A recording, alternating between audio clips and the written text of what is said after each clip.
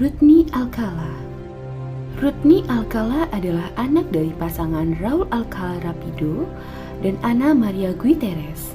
Dia lahir di San Antonio, Texas pada tanggal 23 Agustus 1943. Pada usia 17 tahun, Alcala bergabung dengan Angkatan Darat dan dipekerjakan sebagai juru tulis. Namun, pasca mengalami gangguan syaraf, dia diberhentikan secara medis dengan diagnostik menderita penyakit mental.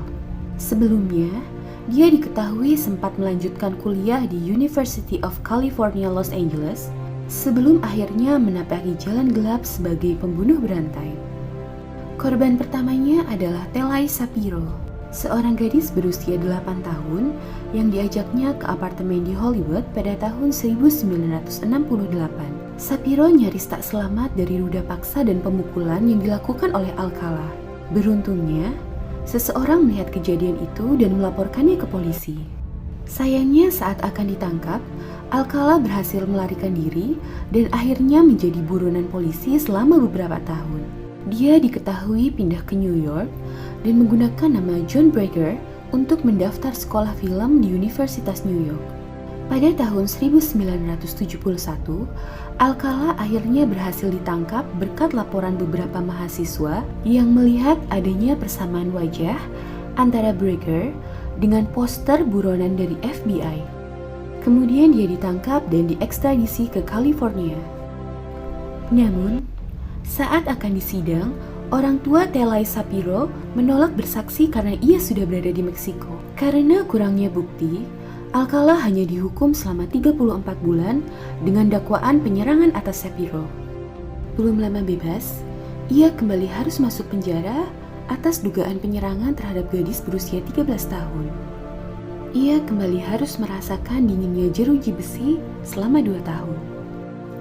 Setelah menjalani 2 tahun hukuman penjara, pada tahun 1977, meskipun memiliki catatan kriminal dengan registrasi resmi sebagai pelanggar seks, entah bagaimana, dia bisa mendapatkan pekerjaan di Los Angeles Times sebagai editor. Bukannya merasa jera setelah keluar penjara, Rodney kembali beraksi dengan membunuh seorang mahasiswi bernama Elaine Hoover di New York. Padahal saat itu, dia masih dalam masa percobaan bebas bersyarat. Sayangnya, polisi tidak menyadari kejadian ini. Pada tahun 1978, Alcala mendaftarkan dirinya sebagai kontestan dalam acara The Dating Game dengan Jim Lange sebagai pembawa acaranya. Lalu James memperkenalkan Alcala pada para kontestan perempuan sebagai fotografer yang sukses dengan hobi terjun payung dan berkendara menggunakan motor besar. Dalam acara itu, akhirnya Rodney Alcala berjodoh dengan Cheryl Blossom.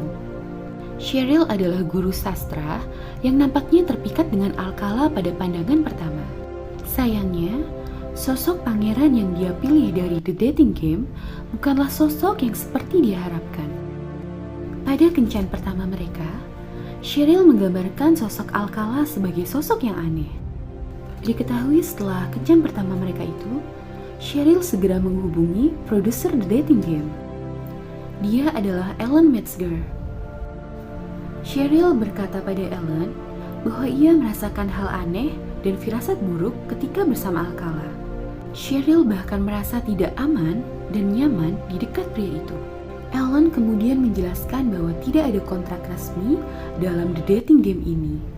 Jadi, Cheryl berhak sepenuhnya untuk memutuskan berhenti ataupun terus melanjutkan kencannya dengan Alcala. Di sisi lain, ditolak dan dicampakkan oleh Cheryl nampaknya membuat Alcala semakin ganas. Setelah kejadian penolakan itu, diketahui bahwa Rodney Alcala menargetkan membunuh 3 orang lagi. Pembunuhan pertama Alcala yang berhasil dicatat yaitu pembunuhan terhadap Shamsu Robin, gadis berusia 12 tahun dari Huntington Beach. Menurut pengakuan teman-teman Shamsu, ada orang asing yang mendekati mereka saat mereka berada di pantai.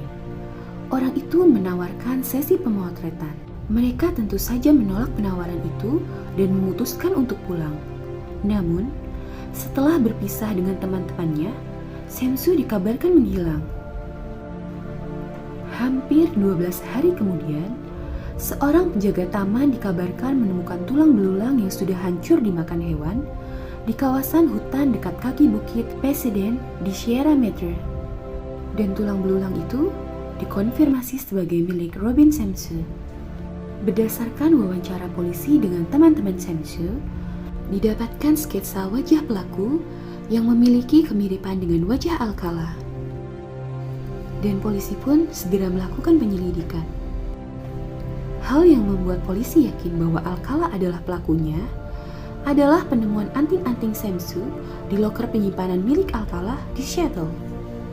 Seorang profiler kriminal bernama Pat Brown berteori bahwa penolakan yang dialami Alcala pasca berkencan dengan Cherry Broadson kemungkinan adalah hal yang mengakibatkan Alcala melakukan pembunuhan secara sporadis kepada 3 perempuan setelahnya. Setelah tertangkap kembali, Alcala sendiri mengaku bahwa dia sudah membunuh sekitar 100 orang dalam kurun 25 tahun terakhir ini. Sayangnya karena ketidakadaan bukti atas pembunuhan lainnya, Alcala mengganti pernyataannya pada persidangan ketiga. Pada persidangannya yang ketiga, pada tahun 2010, Alcala secara mengejutkan mengumumkan bahwa dia akan menjadi pengacara bagi dirinya sendiri. Selama persidangan berlangsung, segala macam hal berjalan sangat membingungkan. Rudney Alcala yang bertindak sebagai pengacara atas dirinya sendiri mengajukan berbagai pertanyaan kepada dirinya sendiri, bahkan menyebut dirinya sendiri sebagai Mr. Alcala. Dan sesi tanya jawab yang aneh itu berlangsung selama 5 jam. Dia mengatakan kepada juri bahwa dia berada di Notberry Farm pada saat pembunuhan terjadi. Alcala juga menggunakan alasan tidak ingat untuk menghindari tuduhan atas pembunuhan lainnya yang dia lakukan. With a picture of Robin wearing earrings. She stated on the stand that she had pictures of Robin, and if Robin Namun, terlepas dari seluruh usahanya itu, Alcala tetap dinyatakan bersalah atas 4 tuduhan pembunuhan.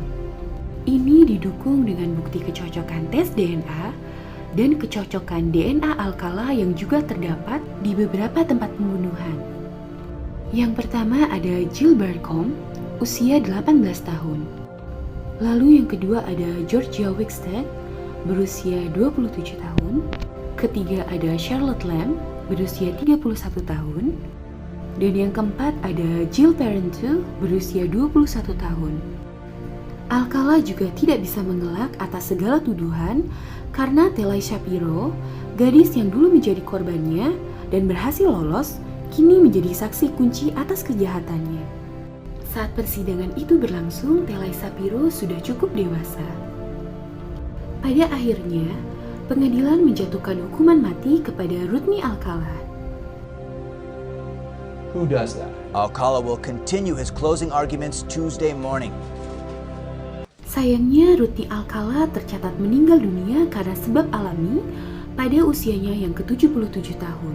Dia meninggal pada tanggal 24 Juli 2021 sebelum hukuman matinya dilaksanakan. Hal-hal sadis yang dilakukan oleh dia tidak bisa saya jelaskan di sini karena peraturan dari YouTube. Bagaimana pendapatmu tentang psikopat yang satu ini? Coba komen di bawah. Bantu channel ini untuk terus berkembang dengan cara klik tombol subscribe dan klik tombol like, serta share video ini sebanyak-banyaknya. Terima kasih sudah menonton, sampai jumpa di video selanjutnya.